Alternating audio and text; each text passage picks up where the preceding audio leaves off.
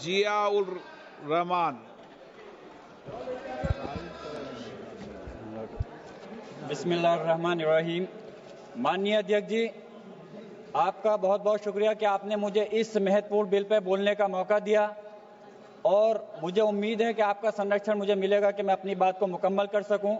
मैं अपनी बात इस शेर के साथ शुरू करना चाहता हूं कि बुलंदी देर तक किस शख्स के हिस्से में रहती है, बुलंदी देर तक किस शख्स के हिस्से में रहती है, बहुत ऊंची इमारत हर घड़ी खतरे में रहती है। माननीय अध्यक्ष जी, आज मैं इस सदन में वक्फी तरमीमी बिल 2025 के खिलाफ अपनी बात रखना चाहता हूं। वक्फ अमेंडमेंट बिल 2025 के जरिए सरकार वक्फ ट्रिब्यूनल के अधिकार को कम कर रही है।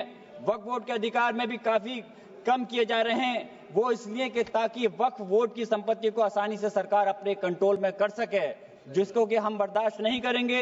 माननीय अध्यक्ष जी, मैं आपके माध्यम से कहना चाहता हूं कि मैं और हमारे नेता माननीय राष्ट्रीय अध्यक्ष अखिलेश यादव जी सिर्फ इस बिल का इसलिए विरोध नहीं कर रहे कि इसको एनडीए सरकार लेकर के आई है।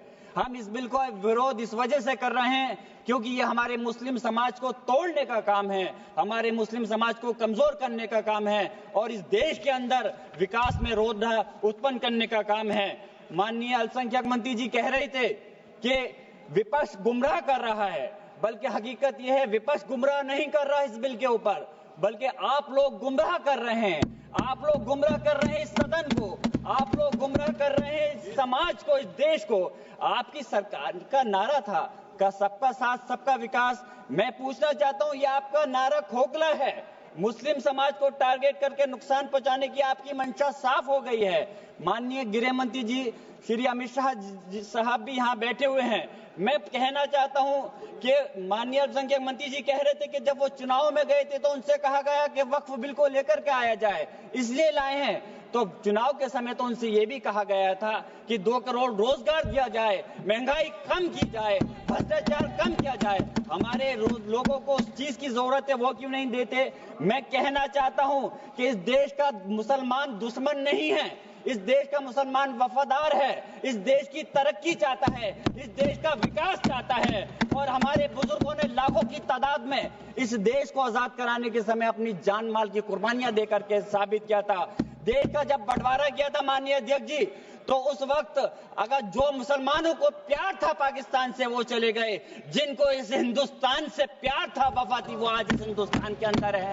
हम इस देश के दुश्मन नहीं, हम इस देश में नौकर भी नहीं हैं, हम इस देश के मालिक हैं और हम चाहते हैं कि सब लोग मिलकर के, सारे धर्मों के लोग मिलकर के इस देश की तरक्की की बात करें। मैं पूछना चाहता हूं कि मुस्लिम के 5 साल मुसलमान होने के बाद प्रॉपर्टी को वक्फ कर सकता है? कैसा मजाक है ये? किस प्रकार की बात है? महिला सम्मान की आप बात करते हैं। अरे महिला सम्मान के अंदर तो पहले ही 2 महिलाएं बोर्ड के अंदर रहती थी। आपने कौन सा नया तीर मार दिया कि कौन सी ज्यादा महिलाओं को आप अधिकार दे रहे हैं? मंत्री जी भी कह रहे थे कि तमिलनाडु और केरल के लोगों को कहना चाह रहे थे। मैं पूछना चाहता हूं, याद रखना ये बिल इतना खतरनाक है, हमारे सारे समाज को तोड़ने का काम कर रहा है और बिहार और खासतौर से आंध्र प्रदेश की जनता आपके सहयोगी दल को कभी माफ नहीं करेगी अगर वो लोग इस बिल पर आपका साथ देते हैं। तो मैं कहना चाहता हूं, कमाल की बात तो यह है, मुस्लिम समाज को हक देने की बात वो लोग कर रहे हैं जिनके पास 240 सांसद होने के बावजूद एक भी मुस्लिम सांसद आपके पास नहीं है। आप बात कर रहे हैं, मुझे अफसोस है कि आप इसकी बात कर रहे हैं। सत्ता पक्ष के लोग मुसलमानों की तरक्की की बात कर रहे हैं। आपके मुंह से ये बात अच्छी इसलिए नहीं लगती, मुसलमानों को उत्तर प्रदेश हो या हिंदुस्तान का कोई सा हिस्सा हो, उन्हें नमाज पढ़ने से दिक्कत है। माननीय अध्यक्ष जी, बस मैं अपनी बात खत्म कर रहा हूं।